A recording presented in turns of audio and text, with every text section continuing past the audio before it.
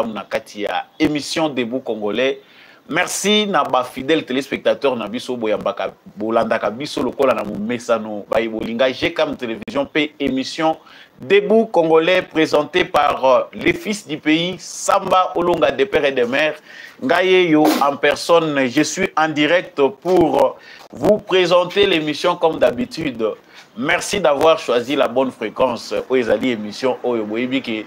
Privilège ezalaka na ba analyse très patriotique, privilège ezalaka bino boye ba vérité ya maezali koleka kati ya mboka na bino République démocratique du Congo pe na nzinga boye malamu na kati émission oyo lisusu boye bindenge nini to salaka soki o rejoindre biso en direct pour na ko partager na biso basango, likez cette émission, partagez. Abonnez-vous si vous n'êtes pas encore abonné à cette chaîne. Kobo Sanate Kotika commentaire. Depuis Wapi, yo ozali Kolanda Biso na République démocratique du Congo. Depuis Wapi, o Kolanda Biso à travers les mondes. Justice Yanzambe Iratakate, justice Yanzambe Motomoko te a échappaka na contrôle nango. Ezalaka chanson te, ezalaka passe-temps te. Ezali pona ngai façon ya ko rappeler na ba commun des mortels que la justice de Dieu existe. Ce qui est sala kamabe, okanisi ke mutaza komona yote. Tope okosala kamabe nanko, okanisi ke olekibiso na makasi. Yeba nzambe nde champion aba champion. Un jour ou un autre, tu finiras par récolter les fruits de ce que tu as semé. Salaka kaka malamu et pesaka nangote ekutaka rien. Riche ou pauvre, nous sommes toujours appelés à faire que du bien. Nakoti na lombango na actualité bendinga liboso na bino mokolo ya lelo ya actualité ya mbwesengeli toyeba ete tata mokonzi ekolo Félix Tshisekedi a komi na Kisangani epai wapi yake ipo na ko inaugurer vraiment aéroport ya Bangoka na Kisangani na saluer bandeko na biso nyonso bokolanda biso a partir ya Kingasani Kisangani na moni Kisangani na Kingasani Sangani ya bakinande mutupenda bayebi malamu. Donc baboyome nyonso, merci de nous suivre. Vraiment président de la République Azali Kuna pour inaugurer l'aéroport. Ezali malamu mais ba signaler biso wa ndenge pe bino ba musu boko komona ngona ba réseaux sociaux que ezali ya kokamwa tata mokonzi ekolo azo ya lelo mais uta lobby lancement ya ba série de travaux. Ça dit benzela ezali ko kende ko rejoindre l'aéroport bazali ko asphalter ngona rapidité moko ko imaginer te pour faire semblant que ville ezali malamu. Nous allons venir tout de suite dans le cadre de cette émission. L'actualité, c'est aussi des combats qui se poursuivent à Kilembe. Malgré reprise, il y a contrôle, il y a localité à Kilembe où ils allaient entre Masisi et Walikale. La question que l'on se pose, est-ce que Nini Penda, on sait où ils allaient violation, il y a cessé les faits. Giongo, Tolobela qui a ngoté, Ngaina Zwakina Nutan Kolobela ngoté, Bomona qui a ngopé malamu. Olivier Kamita, Toazali, Kotal Sapenda, que Franck Diongo, na le Mopzio Yakei, Akei Nandenga Mabete, ça déjà Makabwese, Salema, il est sur les traces de Etienne Tshisekedi, Azalaki Moko ya ba compagnon Etienne Tshisekedi, Etienne Tshisekedi l'avait fait, Franck Diongo P a sali le lenge moko na Etienne Tshisekedi. A-t-il raison ou tort? Est-ce que Olivier Kamita Lobaya solo topé à Kobuka Lokuta yope mutoza kolandangai okoko yebisanga na commentaire? Nous allons analyser ces sujets tout de suite dans le cadre de cette émission. Actualité Zali Makambo yonga na révolta kabino 500 députés Bazali na programme budgétaire et exercice 2025. L'Assemblée nationale a mis 513 Oyo Bazali ba députés. Sangwezalia Wezali que ba ancien président de l'Assemblée nationale na ya Sénat ndenge ezali planification na bango lokola bango mutu bazali autorité budgétaire balobi que bazali ko bengisa bango nyonso y compris Kamitatu lokola azali pe ancien président de l'Assemblée nationale akofuta maka chaque fin du mois lokola ba député nyonso ndenge bazali kozwa mosolo. Ezali escroquerie, ezali manque ya ba priorité to ezali désordre d'exercice budgétaire na République démocratique du Congo. Samba Olonga kolobelango actualité ezali mama Judith Suminwa batebele bakomi kobelela $1 million pour réhabiliter les jardins de la primature. Bato basi bakenda primature boyebi jardin moko ezalaka wana jardin ya ba premier oyo batia bikeko ya ba premier ministre nyonso oyo baleka jardin wana ici ekomi amputé état. Il faut dépenser $1 million pour na réhabiliter yango. Tokozongela sujet oyo parce que c'est important ngai pe nazali moko ya bato oyo ba révoltaka ba congolais soki makambo eza malamu te tokolobela yango na kati ya émission oyo.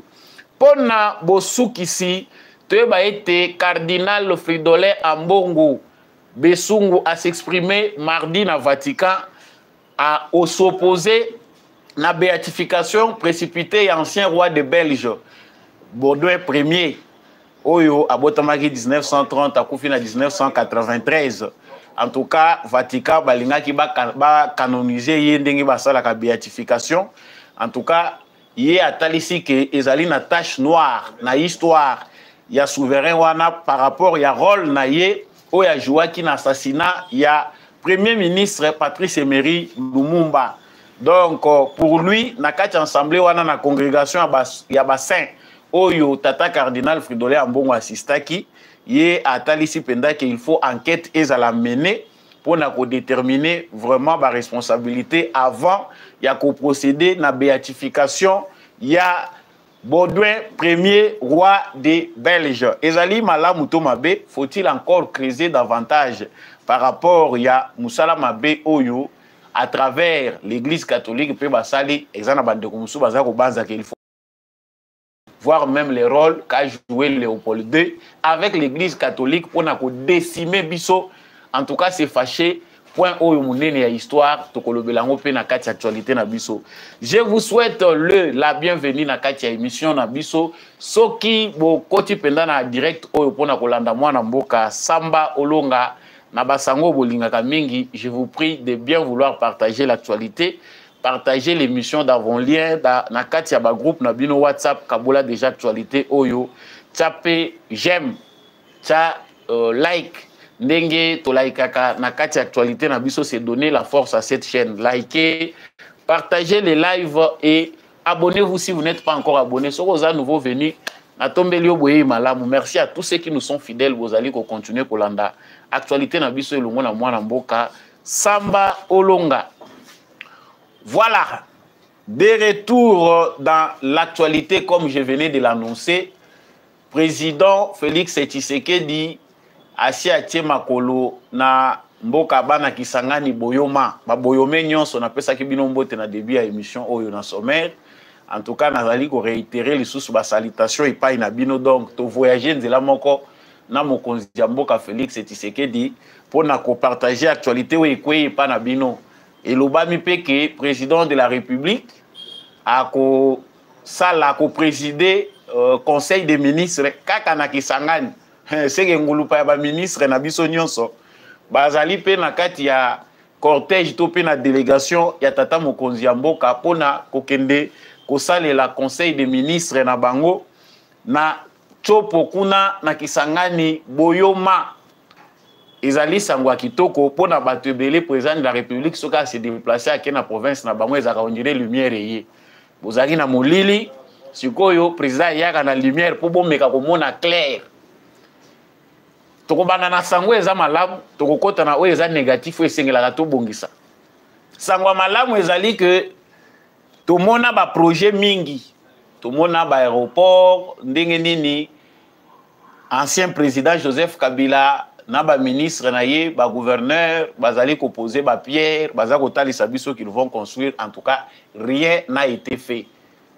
Enclavement ya Congo en termes ya baroute oyo lelo toza komona ke Félix Tshisekedi se distingue de plus en plus na koluka kofongola ba voie d'accès pour na ko relier ba territoire ba province na biso. En tout cas problème ezali général, mais se trouve aussi cloisonnement oyo eza kosala que biso na République démocratique du Congo avion eza luxe. Soko moni mutu aza na passeport aza ko voyager même à l'intérieur du pays azo kende na avion. C'est que azali na moi statut moroboy. C'est ça, c'est que je vous dis. Pour na baoba kokanisa, peut-être que j'exagère. Essayez de vous renseigner, voir les Congolais moyens. Donc, soko yoki Congolais azali na passeport, azako se déplacer à l'intérieur du pays. Puis à l'extérieur du pays, c'est qu'il y a un luxe. Donc, Aza déjà considéré comme la classe moyenne ou bien riche. Donc, passeport, il n'y a pas mal Congo, il y a un problème. Mais le président de la République a fait si privilège pour que projet Oyo, Kabila, c'est un projet à Kala, et déjà na Kabila Joseph, au moins Félix Tshisekedi n'a rien fait, ce sont des projets, oui, projets au Bandango, au l'ensemble que tout ça, le projet tel, mais réaction des Alakalikab. Mutu musuza koza na mauvaise foi mais bomoni aye atandami on dirait aza ko sala likambo malunga mais atikali pe ko sala te Kabila tikela biso mabanga ebele etikala ka ba projet ndenge ba aveglaka biso na 5 chantiers totikala awa na ba détournement faramineux soki ba lobaka nini faramineux ba terme pe na français leki mais Félix Tshisekedi aujourd'hui ouvre la voie à des inaugurations éventuelles. Toyebi ke tango azali ko inaugurer aéroport ya Kisangani. Azali pe moko parmi aéroport clé ya République démocratique du Congo. La voie s'ouvre ndenge to moni pe ya Kolwezi ndenge asalaki yango. Lobi ekozala na Mbujimai, lobi kuna ekozala pe na ba province mususu et pourquoi pas Kinshasa miroir de la République démocratique du Congo oyo aéroport ezali lokola supermarché. Ba commentaire et c'est ça ba musu me photo les laka bato ba uta rapoto soka azoya auti libanda ya Congo azoya na moi sourire tango zo koma kaka ba annoncer binogi boza ko atterrir bientôt na Kinshasa dans autant de minutes otali mulili otali moi ba kwa mwinde zo pela otali aéroport a ope osina no moi espoir po ba minde monanaka mais tango zo kita sikoyo okiti na supermarché na biso wana supermarché national po GG Mart le kaka aéroport Anjili na kitoko so okei otali pena ba supermarché mineno tozana ngona villa Kinshasa okomona ke beauté eleki ya aéroport ya Anjili toze la paix de délivrance côté wana mais ya Anjili toyebi que ça sera plus grand que ça bazali déjà ko pesa makanisi balobi que ça sera peut-être dans les plus d'1 milliard pour avoir aéroport moko ezali na standard international. Prions le Seigneur pour que ba détournement et ça les maté ya minene et bloqué un grand projet na Congo. J'ai prié l'autre fois, excusez-moi pour les lots na commenter moi mingi. J'ai prié l'autre fois na tchango na sujet de prière na mais qui kota la banda Mobutu. Kino tozoko koma na Félix Tshisekedi. Nous avons un problème avec des grands projets na Mboko. Ici la gâté. Même Mobutu qui a laissé des grands projets, asili sakate, okomona quelque part il moi goumoko ya inachevé. Pont Maréchal, ils ont biloko il fallait basa la Basili Sate. Stade des Martyrs, Basili Sate. Palais du Peuple, Basili Sate. Des grands projets na mboko yo, ils ont la kaka na goût ya inachevé. Au tali pays échangeur, où ils ont référence, il y a capitale congolaise Kinshasa inachevé. Tala ebele ya bâtiment, mais so okei kuna na se kuna ke kotala makambo koma kuna ba mpuku ya minene ba koma ko sala navigation kuna. C'est ça aussi les réalités de la République démocratique du Congo. Donc, ce que ça me l'a bien, musulmans, chrétiens, sachez que les gens qui ont un grand projet dans le Congo. Moyibi, ils ont esprit mabé, mais ils passer battre me la ngote. Félicitations à Félix Tshisekedi, félicitations au président de la République parce que ils ont pena et Sengopo na biso. Soki ba aéroport na biso nyonso na ba chef lieu ya ba province na biso ikoki kozala pour répondre à la norme d'aviation civile, na standard international, na kanisi que avion ko zala sous luxe te. Il y a des Kinois qui se pensent Kinois, baza ko finga bateau, baza ko kuta na intérieur, mais baza peka ka ba villageois. Pour rumona mutaku fina Kinshasa atkali ko mata avion te. Ba société ya malonga o ekoki ko ya pour na ko diminuer coût. Il y a ba billet na biso avion, ba société belé baza ko tala ba aéroport angwe c'est ça ko répondre na ba norme. Ce qui est répondre à la norme, l'avion restera toujours un luxe pour les Congolais. Mais ce qui va désenclaver, biso na secteur où il y a transport aérien, et que moutako longwane facilement Kinshasa Goma. Ceux qui viennent de l'Est ne seront plus des étrangers pour ceux qui sont à l'Ouest. Et ça va tout na Kinshasa tant azomona mutazo uta na Est et c'est une réalité. Azomone lokola mupaya. Alors Gazana Kati Mboka na Yemoko, na munene ya Congo, nous avons un problème de transport qui fait que les Congolais sont incapables de sillonner à travers leur propre pays. Moussou pe à défaut, gouloko laissé silaye, azumbo ngombala sauté à Dubaï, mais il n'a jamais visité une province de son pays. Félicitations à la présidente de la République, Félix Tshisekedi, pour n'assurer sa point oyo nazali kolobela makambo moko ezope sa passe. Ezali que chaque fois que le président de la République a dans la province moko songolo pakala un semblant beaucoup mona ba projet moko boyila la ki mbangu ezu vitesse. Au moment où nous sommes en train de parler, Félix Tshisekedi a kokita lelo asi akiti boyoki banda lobi to lo banda semaine bandaki. Il y a une série moko ya ba travaux eza lancé ba balabala baza ko bwaka mabele mbangu pona kolinga kake ba réhabiliter noki ba luka soki ndenge ni ba kosala oh no travaux tel mais banda kalo bozalaka wapi mbongo ngo eyeka na président zela moko ye mutu apesaka mbongo ngo po boya ko bandaka misala soki ye s'annoncer ou qu'est-ce qui se passe. Mais la réalité est que la plupart des sociétés oyo bazali kozwa ba marché ya ba infrastructure na kati ya mboka na biso baza sérieux te basamburu baka na corruption na moyibi ya ba fonctionnaire ya mboka na biso batoyo bazali censé veiller sur qualité ya musala ba koumisa projet moko au lieu sala nango 3 mois oyo et pas baninga même dans 1 mois bomoni musala malonge salami et pas na biso ekozwa 7 mois 8 mois lourdeur wana ezali causé na corruption na ba détournement. Soit bomoni président Zoya bo flatter bato continue la bango mois courant. Ndenge bandaye ko sala bato na mbujimai. Mai bi makate soki bayoki président ye omoni bato ba moni onire miracle. Oké na robino moni moi mai ezotanga. Omoni bena mai ezotanga. C'est ce qui s'est passé à Kisangani. Monsieur le président de la République au sala conseil des ministres kuna. Il faut que des gens soient sanctionnés. Pourquoi il faut faire des travaux à la va-vite? Ma travaux est comme ko sale mondire batuba yibaki siko ba komi ko luka ba couvrir. Est-ce que na rapidité bazali ko zipa bazelu ko wele la ko cha goudron banzela wana et ko zala vraiment na durée eza ya qualité. To komi ko lemba na ko loba eza ko sala passe po biso tozo loba kaka. Mais au finish quand on regarde la qualité, surtout la qualité, il y a des travaux na biso public, banzela na biso, j'ai des larmes aux yeux. Poto, vous allez ailleurs. Ce qui coûte cher. Ezali badalon oyo mabange ezana mboka na biso oyo toko sala bakaro. Bozo kendaka ba poto bozo zo ba photo na bana na bino. Bozo vous faites étudier vos enfants là-bas. Qu'est-ce que signifie une chaussée et pas na biso chaussée là kisi chaka ka goudron et sili. Soki kaka déjà basi ba bwaki mama banga ba tie goudron pona bango nzele suki.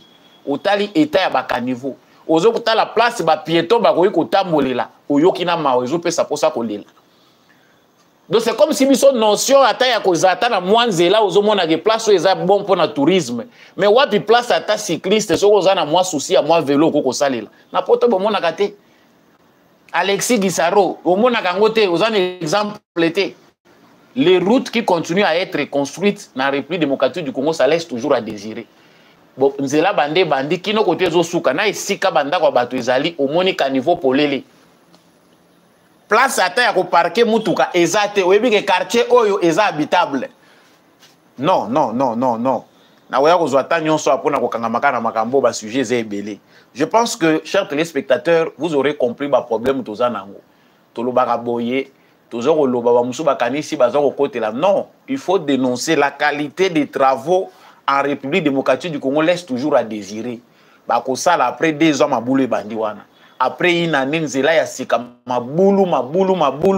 Donc ils ont 5 après 2 ans réhabilitation, après 2 ans réhabilitation. Ils ont escroquerie planifiée. Ils ont vol moko planifié. Pendant ce temps, les combats se poursuivent à Kilembe. Ce n'est pas toujours des nouvelles qui sont bonnes. Combat ils allaient se poursuivre na Kilembe. Toyokaki armée na biso FARDC babundaki makasi que échec au tozwaki dimanche le lundi c'était une surprise pour nous toyoki ki armée a récupéré Kilembe mais côté c'est l'armée rwandaise autres tozakolobaka M23 ndi muto attaqué de l'autre côté ce sont aussi des wazalendo oyo baki koluka ndeni bako kale kwa mususu mais c'est déjà acté. Médiateur, il y a processus, il y a lobby clairement que les alliés violations à noter que M23 va violer cesser les faits et Zali Malamouté. Bon, ça s'arrête seulement, il y a que Bazali indigné pour la violation, il y a cessé les faits. Ah, to koloba journée mobimbalelo bitumba na bitumba. C'est chaud. Ceux qui savent prier, prier pour nos vaillants militaires, prier pour nos wazalendo, bande kona bisoyo, basimbi minuki baza ko bunda tant to koloba les combats sont toujours en cours. Mais qu'est-ce qui nous reste dans le processus de Luanda? Toza ko tikali, toza ko espérer nini? Ba yebisa ki biso ke tour de Babel oyo ndenge zoko kende. Na liro baza ko memela biso. Nous n'avons pas espéré grandes choses. Toza ne loko ya munene te o biso toko ko espérer oyo ba américain ba promettre biso penda sur base ya ba yango toza ko mona. Le Congo s'était déjà précipité pour chercher la paix, non, toza ko neutraliser ba FDLR. Mais awa bitumbe zongi bako sanctionner Rwanda toti parce que le message est clair.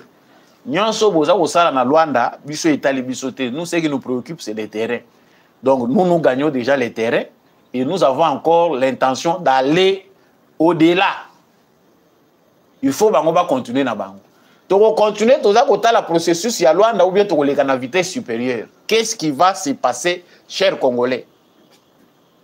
Ngai penda pona ngai na monike mayele suka ki ngai na le point oya ngai mais tant toujours que le gouvernement na biso to monike il y a encore une marge de manœuvre laissée à la communauté internationale pour nous berner pour bazo ko sa biso eza ne loko asikate oyo bango bayebite bayebi ke Kagame na stade oyo bazo ko kende na c'est les coincé et il n'est pas prêt à céder s'il n'y a pas une bonne pression à malonga soki ezate soko toko bunda bitumba ya solo to biso ba congolais tozala wana à la défensive parce que yango emonani déjà que souci na bango ekomi ya ko continuer il faut bango ba gagner pour ba pousser malamu na ba négociation bozolinga entre temps ils sont en train de recruter de l'autre côté ndenge to monaki yango ezo salema wana ya secret ezate ya sikape ezate soko yoki ke ba congolais baza ko continuer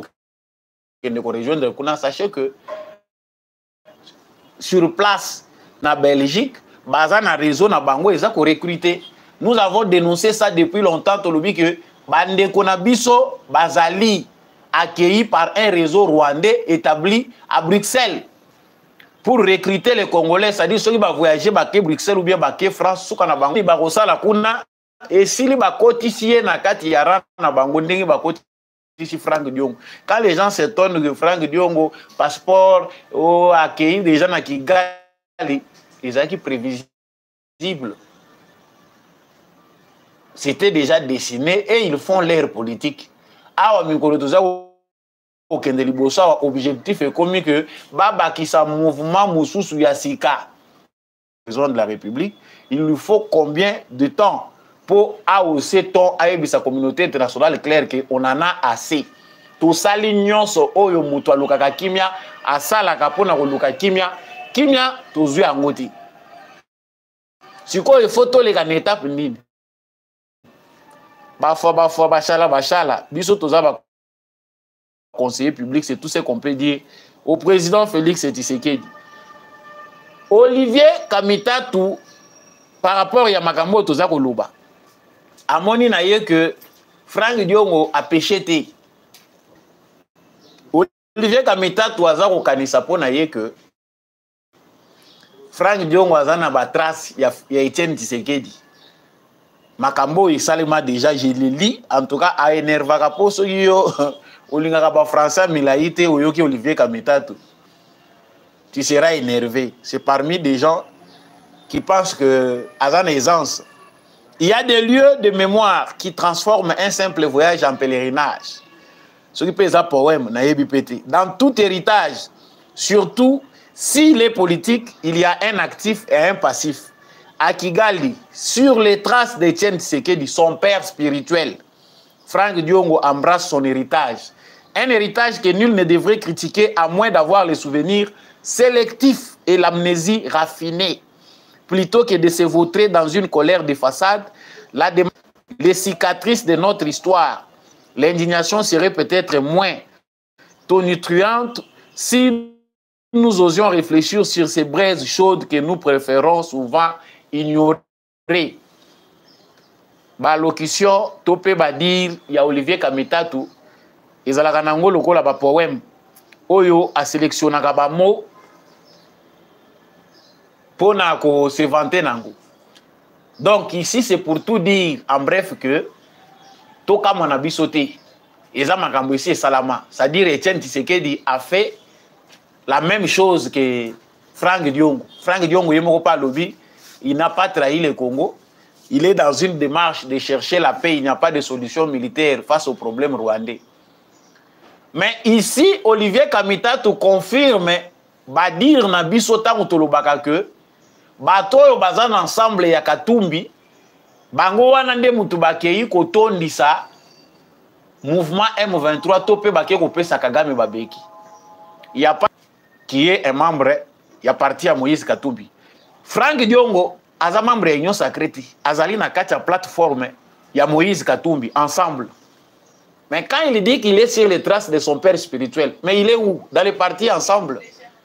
N'est-ce pas une façon ya ko cautionner qu'on dit que biso toza d'accord, c'est-à-dire eux ezo salima ici et salima nango déjà.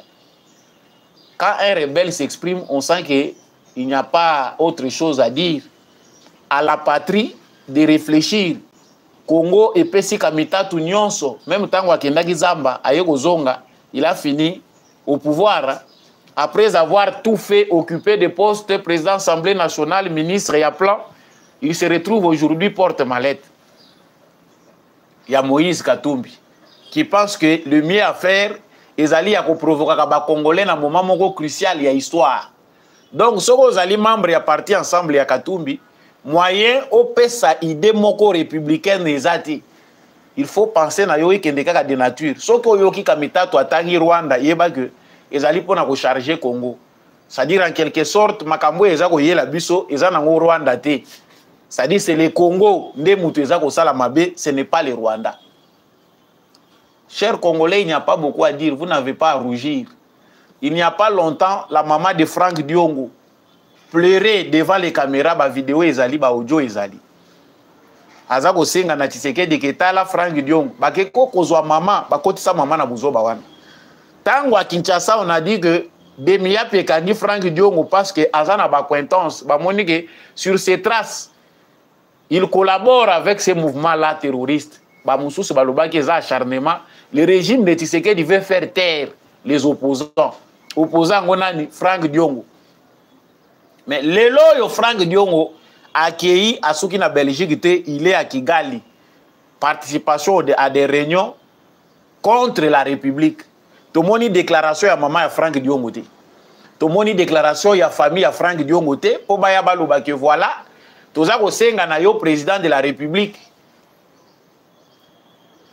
Ozo ba mesure contre Franck Diongo. Là la famille est contente. Na moment oyo bayemba bimisa mama ezati. Maman akobima mukolo akoyoka ke Franck Diongo azwami na maboko ya sécurité. Quel genre de citoyen nous sommes? Tangu mutu aza kosala buzoba na ye eza individuel.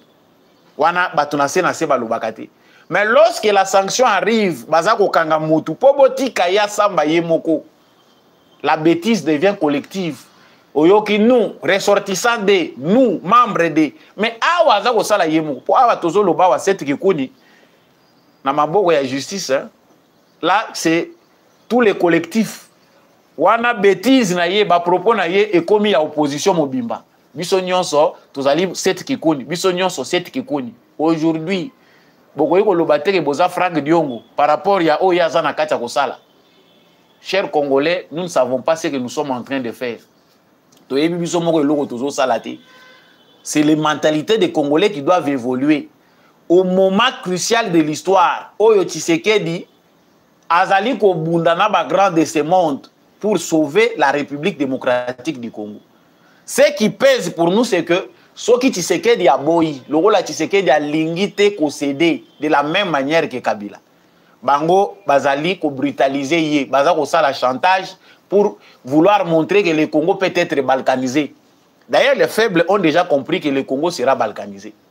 Basi ba yebi na bango ki en tout cas na li réseau kende. On cause avec les gens, nous savons comment les gens réfléchissent. Ah, mboka iko finir bako katango kaka. Ça, c'est un Congolais qui nous dit ça. Ah, na liro ezo kende Tshisekedi azo forcer na yeme mboko bakokata mokaka. Un Congolais qui ça. Ça les a na batu basi balembi na bango na mémoire na bango ba monige na niveau dimension bitumbe komi toko kana bisote. Tika mutu na mutu aluka par na ye oya kozwa par na ye. Jongo pense que ça part ils en a kati ya brousse. Et des Congolais se détachent. Na mobilisation générale au biso toza nango ba Congolais même soko se peli no na Tshisekedi te.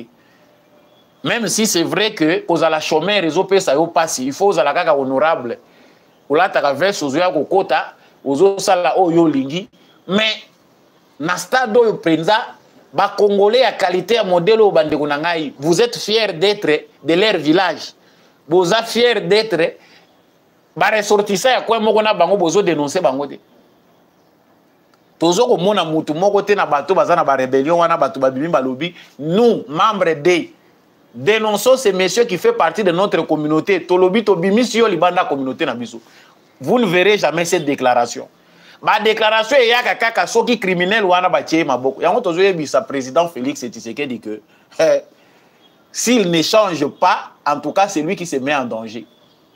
Il y a des Congolais où il faut tout aider ba rejoindre ngambo yo ba victime na biso baza kokufa chaque jour. Il faut tuer. On ne peut pas gérer bateau baza ko trahir mboka à défaut kozwaka bango ko kangaka bango ko bimisaka bango. Obimisa ki Salomon Kalonda bimi libanda. Rien n'a changé. Tout démontre que baza ko continuer ko alimenter ba mouvement wana. Pourquoi ne pas faire comme en Israël? Yo zo mona bango bazo blaguer, mais ça peuple yo toko ko lo blaguer sur le plan spirituel pour ceux qui sont chrétiens ou autres ba yebi que Nzambe azana ndenge apesi bango avantage moko boye. Mais bavanda kate bafokami baza ko senga Nzambe vengeance, Nzambe venger biso. Non. Israël na momo aza ko commettre barbarie, sauvagerie moko to yebi ko qualifier ngote pour leur défense. Awa. La kisio boye balobi kinganja zala awa tala temple Salomon mabanga oyo yango bato bazo futela mbongo bazo kende kuna. Bongo na bango. Et sali biso oyo babandaka soki mwana botami balongoli kotisi mususu to sala ndenge nini. Mais chez nous on pense que humanisme, démocratie à l'occidental non les droits de l'homme bobo makabango biso nyo chrétien to yebi Yesu to sambelaka bobo makabatuana à Dieu ce qui est à Dieu, à César ce qui est à César. Omoni Poutine a landi chef numéro 1. Il y a Wagner, dans le mouton a commis rebelle. Il n'a pas pris un mois.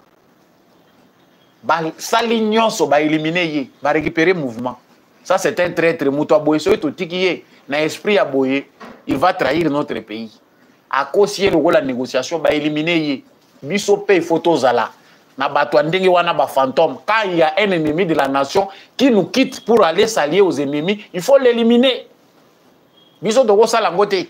Biso tozo zela bango ba se réunir pour ba ko imposer biso bango to ke négosolanga bango na dialogue. Parce que là ils sont en train de remplir leur rang. Ba ko yebisa biso qui à la fin, voilà, il y a des Congolais dedans, essayez de voir qui sont Congolais qui ne le sont pas. Cher président de la République, nga naza sona mutemo ya yote. Je prie, mais tu komi penda ko koma mutema mabe. Likez, partagez les lives si vous êtes en direct. Merci de nous suivre de partout. Donc, point wana et révoltaka batu mingi, il faut payer moi bombe na cœur. Ko tia nyonso na mutema te actualité à Congo, tia yango na mutu soko lingo lala. Au sambeli na yo lali, c'est l'avenir appartient aussi en quelque sorte à Dieu. Dieu sait pourquoi il vous a créé Congolais.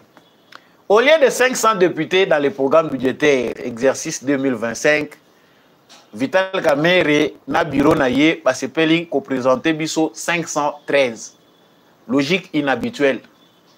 Justification ezanini balobi po na bango ezali bazali na ba recette na bango recette kutu te me bazali na mbongo ezalaka loué po na fonctionnement na bango. Ce sont eux qui décident ce qu'ils peuvent faire de leur argent. C'est-à-dire mbongo ya bango ya Assemblée nationale ba décider nini boyo kangai ba décider il faut natangela bino ba kombo po boyeba bango malamu. Non, les noms n'ont pas échappé. Voilà. Ba décider nini ba décider que l'ancien président et Assemblée nationale, na ya Sénat, ba copter bango pe baza lokola ba député pour ba assistaka l'exercice ya loi ya finance. Donc lokola ba expert. Donc malgré ba âge avancé na bango, malgré ba avantage déjà bazwaka, mais bazali considéré comme étant des députés nationaux, bazwaka même salaire na député national dans l'Assemblée nationale, y compris Olivier Kamitat au Bozako Yoka. C'est-à-dire, il est à moins qu'il renonce, Toyoka Yalo Bagé, Makambu Kamera Zako Sala et Zako Naza concerné. Qui sont-ils? Je peux déjà vous citer les noms. Il s'agit d'Olivier Kamitat, Philomène Omatuku, Thomas Louaka, Vital Kamere Yemoko, Evariste Bochab, Oben Minaku, Janine Mabunda, Christophe Fumbos, Léon Kengo Adondo, Alexis Tambwe Mwamba, Bahati Lukwebo, Marini Bodo et autres. Au total, ils font 13. Oh, 13 officiellement. Mais moi, je me dis que Kabila continue à nous prendre en otage. Nous ne comprenons rien. À défaut, monsieur le président de la République, je me sens obligé de dire aux Congolais, Congolais. Chers Congolais, vous voyez ou vous ne voyez pas. Moi, je reviens toujours pour éclairer les Congolais que nous voyons comme si on n'a pas de yeux. Nous avons des oreilles comme si on n'en a pas. Tout ça, on a sur mon côté. Donc, Mongo ezali dans l'Assemblée nationale. Oyo bakoyi ko initier balobi loi oyo bango baza ko initier wana, c'est au président de la République de les promulguer. Yé mutawoye ba qu'est-ce qu'il va en faire selon les explications ya batu ya cabinet ya Kameri. Donc loi oyo bango basali wana ya kozwa. La majorité ya bato totali bakombo awa bazali émanation à Kabila. Pe perdre na pe perdre. Tozo ngisa bango to pesa ka bango mbongo. Biso tozo lila nanu charge ya fonctionnement ya institution. Je me dis, voilà là où nous sommes arrivés. Bamakambo Bwezo, il y a pour Congolais s'est révolté. Quand on vous dit que cette constitution a été conçue pour les pillages, vous n'acceptez pas. So, il y a lobby que la constitution, lobby quelque part, il y a exagération. Conçue pour le pillage, comment c'est que le président Tshisekedi peut avoir copié. Le président Tshisekedi, jusque-là, sur le plan forme, Aza embourbé na baornière, il y a Afdel, à cause de cette constitution. Parce que ce n'est pas à lui de changer tout ça. Procédure Ezali Moulaye Aou. Les institutions qui nous coûtent cher ont été conçues pour le pillage. Assemblée nationale, Baza na budget na bango, ba proposer à bango moko. Comme Baza autorité budgétaire, ce sont eux qui décident. Batali balobi, bongo bolingo pesa biso eza muke bo bakisaboy. Parce que Baza na autorité budgétaire. Nyonso makambo etali budget esuki la kepa na bango. Présidence kuna pe, azape na we ya yepe. Primature, bazape ko ya bango, tango ko kitatina ba institution na se ko koma wapi. Chers Congolais, vous avez vous-même devant vos yeux l'illustration du pillage institutionnel ou pillage institutionnalisé. Les lois sont conçues par eux, mais si ko débat ils ont retourné autour du fonctionnement ou ya bango, ba moyen il faut ko sala.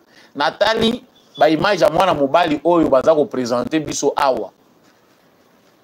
Ndenge a commis député, Azako se faufila partout, qu'il soit magicien ou marabout, parce que partout c'est un faussaire. Partout Azana est faussaire. Je n'ai pas eu le temps de commenter, mais je me dis, mais c'est l'illustration de ce que notre administration, Parlement, Nabiso Ezali, Ndenge Wana. C'est qu'il n'y a pas d'administration au Parlement. Makambo est simple, même si on a 3000.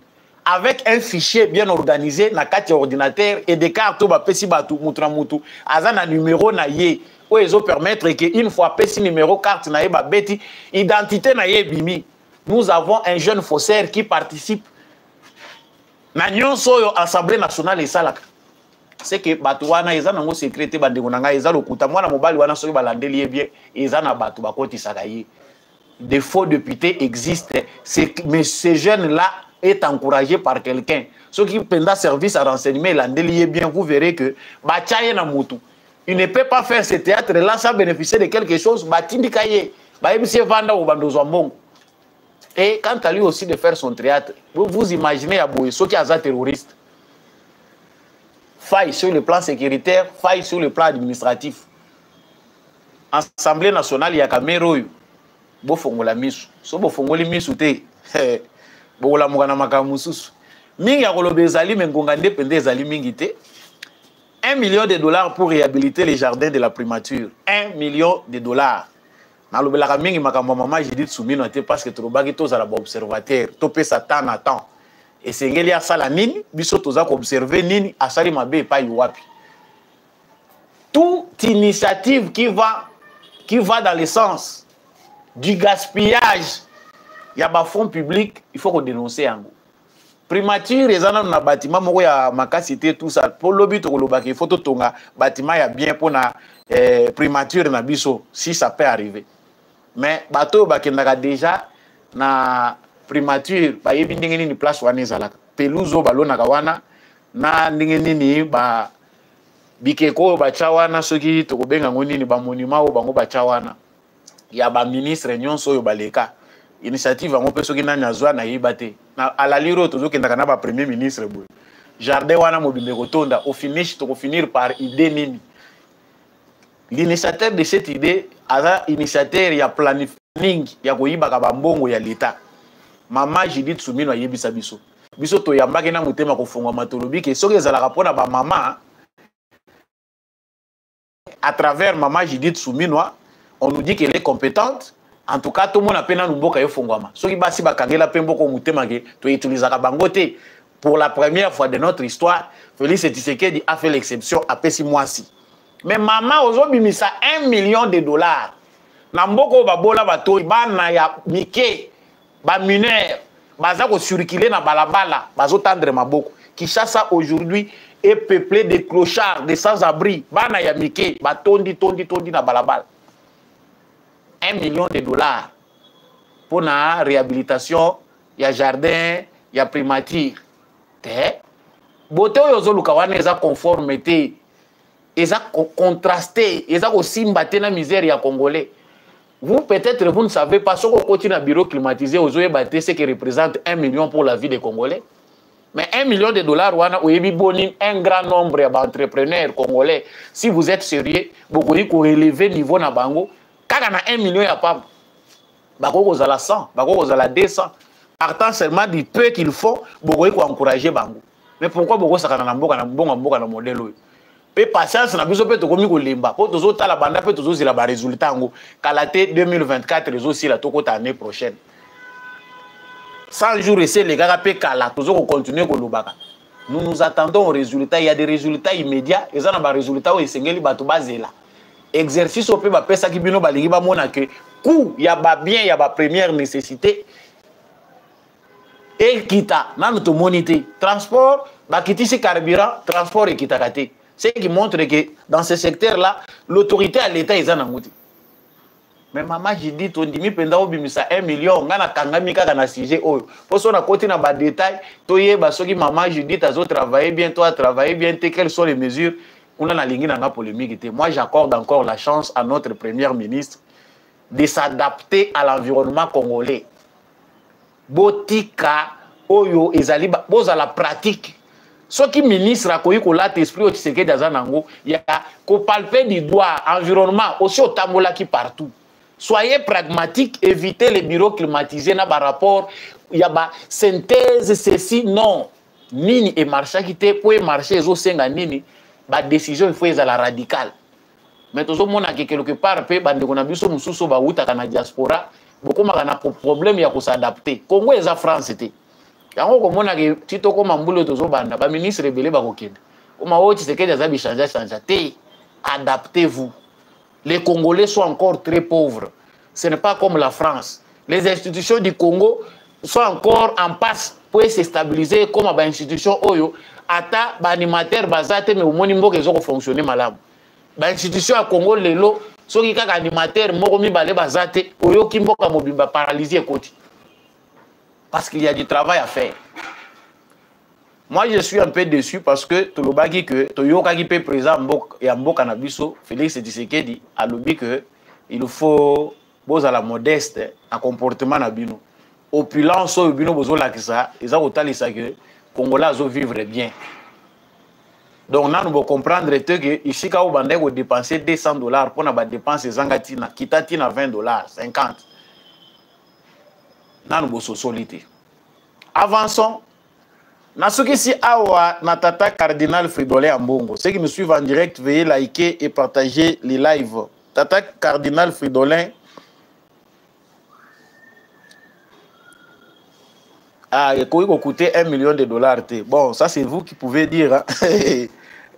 Balobi, ndeko lobby park wane ko coûter même pas $100 000, 200 000. Mais maman lobby 1 million. Tu éviter ceux qui va rechercher jet de lumière na banine. Bon, vous pouvez toujours approfondir. Cardinal Fridolin Ambongo a exprimé mardi dans le Vatican son opposition à une béatification précipitée de l'ancien roi de Belge Baudouin Ier. A évoqué pour Naye qu'il y a une tache noire dans l'histoire du souverain en lien avec les rôles qu'il aurait joués dans l'assassinat de Patrice Lumumba, notre premier ministre de cette époque-là. Donc, ezali décision moko malamu. Tant on a une nouvelle on a lobby à Tata Cardinal P. Azapenda patriote awa moni a téléméré les cambo ezali lié na histoire. Ezali malamu que ba criminel nyonso dans l'histoire tout l'andela ba dossier na bango parce que justice et l'andela même à travers l'histoire même ceux qui muto akufa est possible de rétablir justice. Mais une question aussi revient à l'esprit. Naissance et église catholique na Congo ezali toujours lié na ba même histoire. Léopold II qui a amené l'église catholique au Congo, quelle était sa mission? Mission ya Léopold II, est-ce que bossi peut vendre la Vatican, est-ce que vous pouvez vendre la malamu, likambu ya histoire pour réparer préjudice à histoire, pour pousser Belgique à réparer préjudice à histoire. Holocauste au Congolais va vivre, oh le commis holocauste éternel. Ezali et bandi wapi? Na Léopold II, roi ya Belgique, oya memaki, basango na mboka na biso, aye ko implanter l'église catholique. Derrière l'église, il a voulu que ba coloniser biso mental. Les loyo tisi koyo, parce que les ali, bana bazo continuer ko bota mana complexe, bana bazali ko continuer ko bota mamitu ya ko tengama, éducation ezali ko penezo nga nanzela, et komi ko senga révolution ya munene, poto déraciner. Oyo basemaki à travers l'église catholique. Je m'excuse hein, auprès de Bato vous allez vexer. On sait qu'il y a des bons chrétiens qui prient bien dans l'église catholique. Ça n'a rien à voir peut-être avec vos convictions et les problèmes moraux-politiques auxquels Bissognon se photo sa télé, photo le belango pendant un dengue à solo. Tosengi pe na tata Cardinal Fridolin Ambongo akundola lisusu na histoire. C'est ça son rôle. Ils ont le rôle dans la politique directe, te ba opposant ba ko manipuler yo awa, oloba makambo yo, ils ont un lien tena musala na yo. L'église catholique, ceux qui t'ont interrogé histoire, dette ezali munene vis-à-vis du peuple congolais de manière particulière. Tout ce que Léopold II a fait, c'était en connivence avec l'église catholique. Ba fini biso otali soki lelo ba chrétien mususu na Congo awa. Quand même reconnaître l'église catholique est pour quelque chose. Faites des conférences, dites-nous la vérité. Vérité au Vatican, nous prions, mais compréhension allez évangéliser les noirs, mais ne leur dites pas la vérité. Nous attendons qu'on puisse réparer les préjudices. Préjudice wana mukolo yo Vatican. To église catholique bakozala na courage ya kosala ba misa landani pona kosokola mémoire ya bato mwindo oyo tozali ndenge bakotisa biso complexe ba déraciner biso na histoire na biso. Nous ne pouvons pas aujourd'hui honorer nos ancêtres à cause de l'église catholique qui a été utilisée par des politiques occidentales. C'est grave à dire. Mais tribune pesa meli pona ngai te pona kota na muzindo. Merci na bino nyonso bo sepeli ko landaka émission oyo. Ezali pe façon pona ngai ko révolter ba imboka, ba congolais africains que nous sommes, totelema pour notre cause ezali utile. Révolution nyonso ezalaka kaka na mouvement moko boy. Soki to comprendre que il faut que tous a conscience, il y a destin na biso, que destin na biso ezana maboko na biso. On ne voit pas un individu qui peut nous prendre en otage longtemps. Et aussi longtemps que tu demeurer dans l'inconscience de notre pouvoir véritable, Mabego continue Kolanda Biso. Merci à vous de nous avoir suivis. Ceux qui pendant ce qui na vidéo et qui osent en direct, Kobimate sans liker. likez, partagez émission Oyona voisin, tika commentaire. Depuis Wapi, yo Olanda Kibiso na République démocratique du Congo, depuis Wapi Olanda Kibiso, à travers le monde, Matondo Nandekombi à chaque Wazaki na sima caméra comme d'habitude pour que émission est comme la bino Matondo n'apôtre Gérard Kabeyachovo. Merci Mingi na l'homme de la vérité des urnes, Jean-Louis Timbalanga, Matondo Mingi na papa Michel Lumakaso, papa Maurice Kikangala. Merci Mingi na papa Boniface Mpunga, papa Freddy Ngwama, papa Paulin Chika, Matondo na mama Bilbilonda, mama Lisette Mombendu, pe ba nyonso bolingaka pe bo apreciaka émission Debout Congolais. Vous voulez soutenir cette émission, mon numéro est en bas, na kati ya fil ya commentaire et actualité. On va se retrouver prochainement avec un nouveau numéro. Wazalendo na motema, FARDC na motema. Au revoir.